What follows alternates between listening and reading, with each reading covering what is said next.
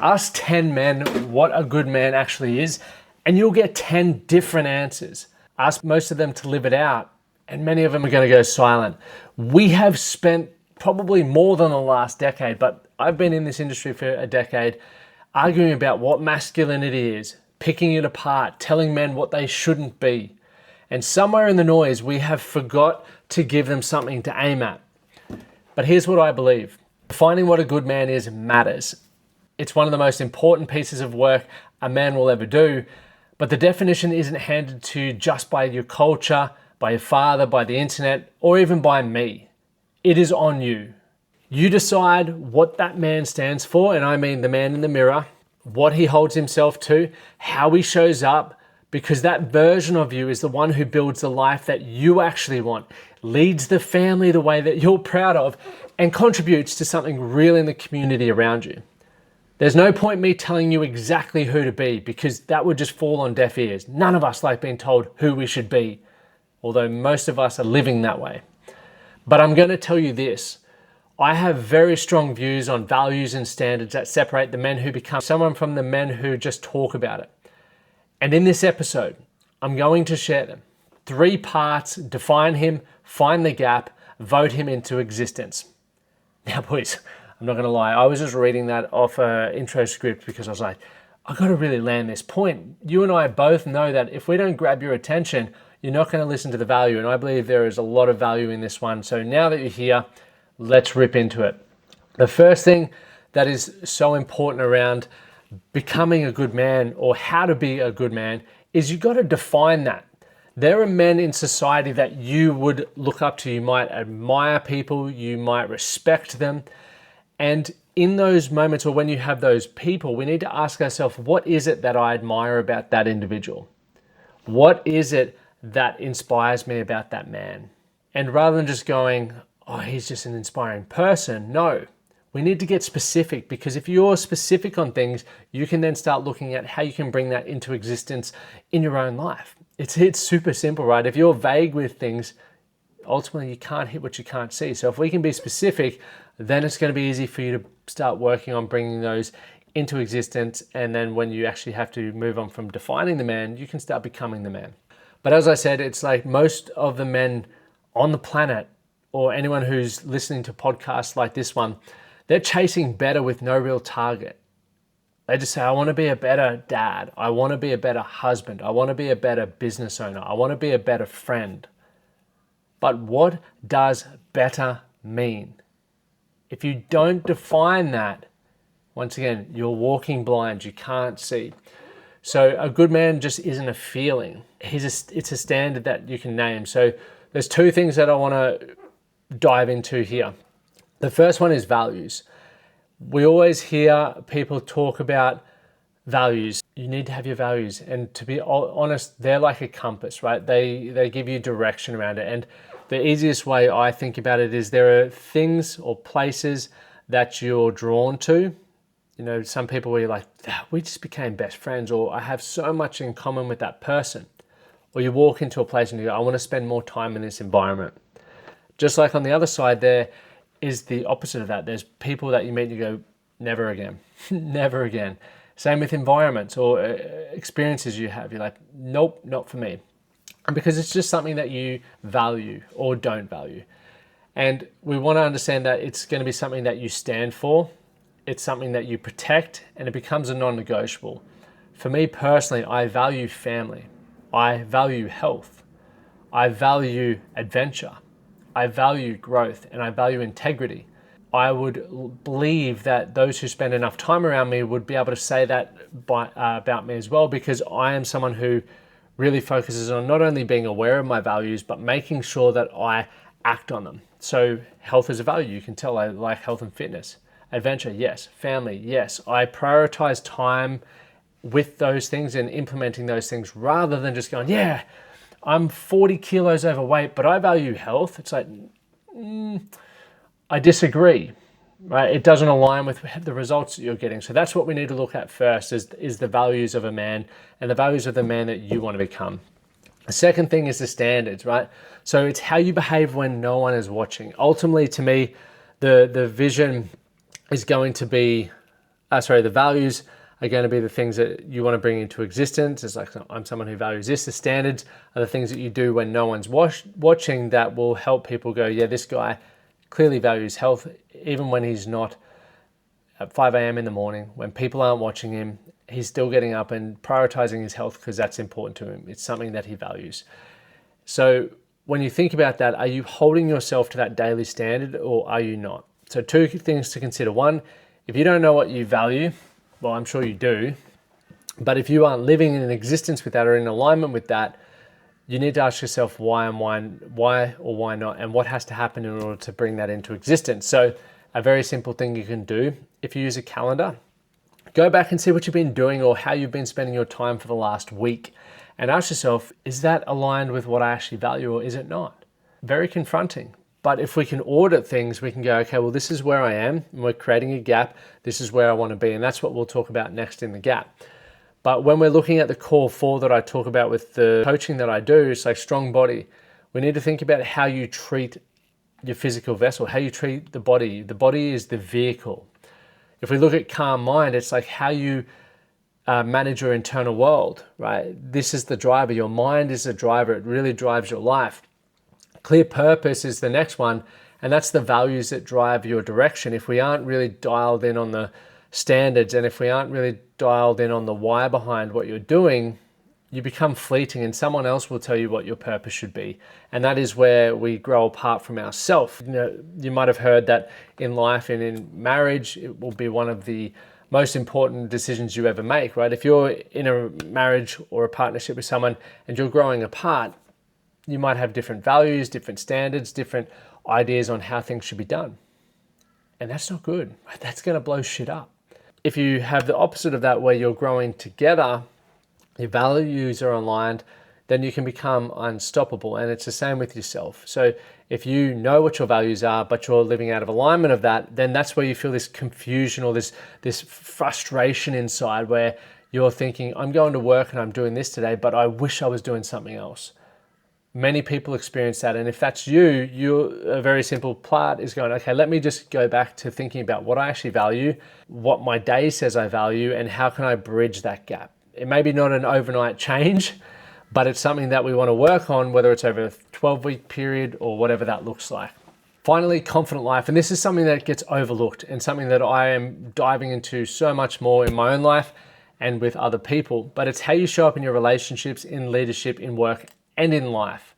It's very easy to do all of these things. You can be a person who just reads, studies, and focuses on learn. But if you don't implement anything, if you don't act on anything, then how can you become confident in life? You could be someone who sings in the shower. I'm not going to sing for you because that'll ruin your ears. But you could be someone who sings in the shower and go, man, I'm actually pretty good at that.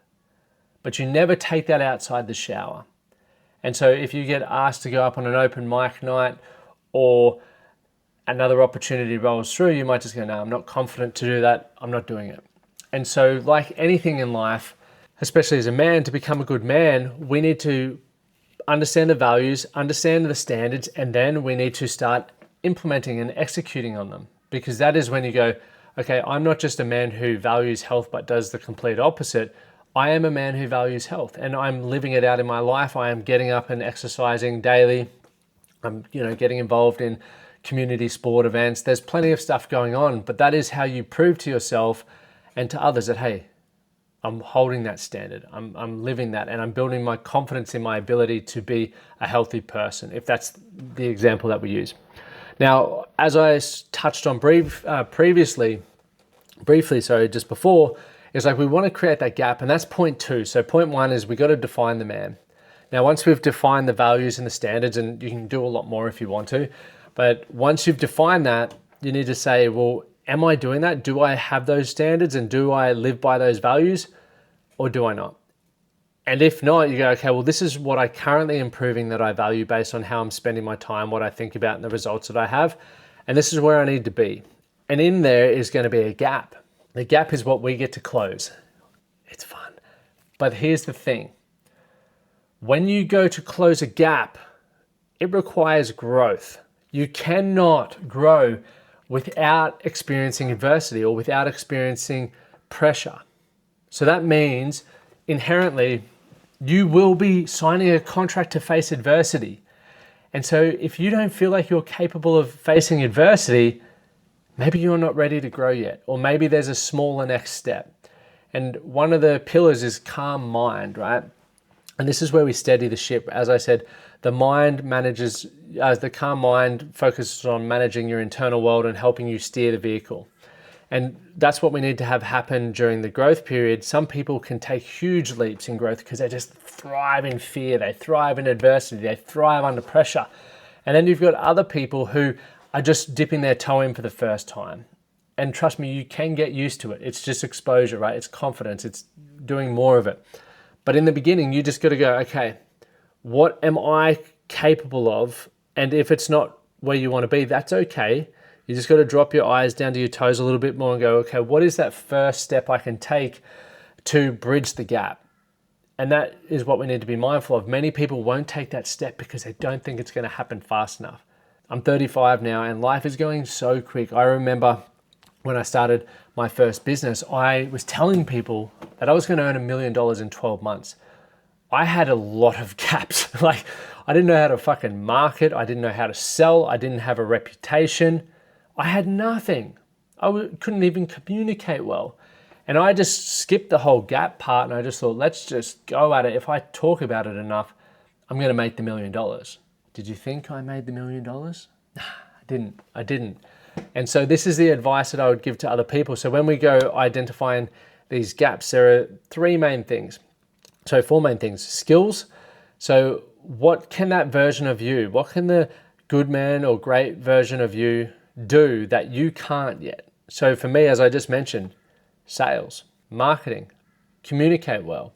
I had to go learn that. I've invested in coaching. I've read lots of books. I've hosted a podcast with over 700 episodes. I still do videos like this to continue getting better at it.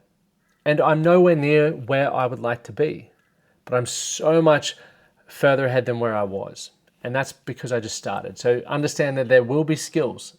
And when you learn a skill, once again, there's going to be frustration moments. There's going to be moments where you go, I just don't get it. I just don't think I can get my head around this. But then you'll have a breakthrough, right? There's always this saying, it feels like you're about to have a breakdown right before you have a breakthrough. The next part is experiences. This is really important and definitely undervalued in my opinion. What have you lived through that has built you? Many of us don't talk about the experiences that we've had because the experiences honestly shape how you think, how you see the world, what you understand. So you need to ask yourself, what do you need to actually put yourself through? In order for the work that I do with a lot of men, I have been through the experiences that they're trying to close the gap on, going from not having really any skill sets to developing a lot around establishing a great marriage and relationship, learning how to make friends and establishing friends, getting clear on setting standards that allow me to build the life that I wanted to build, setting goals, building resilience, living a great life by trying new things. And a lot has changed as a result of that. But I understand not only the frameworks, like if I follow this path, this will potentially lead to this outcome, but also what goes through your mind at the same time, because those two have to align. It's very easy to say, if you do this, you will get that outcome. But then your mind just holds you back. You know what I'm talking about. So that's a really important thing there with the experiences. The next one, environment. So you need to think about who's around that version of yourself. Once again, when I decided I was going to earn $1 million, I was like, I'll just get around millionaires. That's the fastest shortcut. The problem was at that time, I didn't have much value to offer millionaires. And not in that I wasn't worthy of anything. It was just, I didn't have any skill sets or a reason for them wanting to seek me out. So I had two choices. I needed to say, am I going to just dust my hands clean and accept that I'm never going to be able to get in that circle to adopt their skills, their beliefs, and see how they function? Or do I work on myself enough to become the kind of person who gets invited into those environments? And that was what I did. And so think about the inputs that you're consuming, because from an environmental standpoint, and this is one thing I work with the guys on as well, is like there's where you live, there's what you consume, and the people that you surround yourself with. There's three things that you need to consider from an environmental standpoint. And I could give you so many more examples there, but we won't do that. The final one is identity belief. So What does that version of you, a good man, believe about himself that you don't believe yet? And that's creating that gap. For me, some were I wasn't worthy of success. I just didn't believe that I was a good enough person to have success, to earn good money. And all I needed to do then was identify those limiting beliefs, challenge them, change them, and collect enough evidence to continue supporting the new belief that I wanted to install. And we do something in the coaching with men called timeline therapy. And if you haven't ever looked into it, go check it out. It's really, really cool. And I had it done to me 6 to 8 years ago, roughly, completely transformative. So definitely go check that out. But a very simple question you can ask yourself: if I lined up the man that I want to become next to who I already am, so you're standing here, and then there's the version 2.0 of where I want to get to, what's the biggest gap? And what are you willing to do to close that gap? That's a good one for you to think about. Most men avoid this step, but naming the gap is going to be that unlock. You don't rise to your goals, you fall to the gap that you refuse to look in. Now, final part 3, and I want to wrap this up because this has gone a little longer than I'd anticipated for your drive to work. But the final one is voting yourself and voting that good man into existence. You don't become a good man at some future point. You become him in the next decision. I'm a big believer in this. Every choice is a vote. The workout, the hard conversation, the drink you don't have, the way that you speak to your wife when you're tired, the phone you put in the drawer when your kids walk home. Think about this. There's 3 voting moments to watch for. Firstly is the hard moment, when it's easy to quit, lash out, or check out. You're either going and proving to not only yourself, but to the world around you, hey, I'm the kind of guy who quits when it gets hard. I'm the kind of guy who retreats when it gets difficult. Or do you get to make a different choice and different vote and step into that fear, step into the hard moment? The next one is the unseen moment, when no one would know if you've cut the corner. This is fitness, right? Or it could be making that food choice. It could be having that tough conversation with yourself when you're the only one who's like, oh, nah, if I don't do that today, I'll do it tomorrow.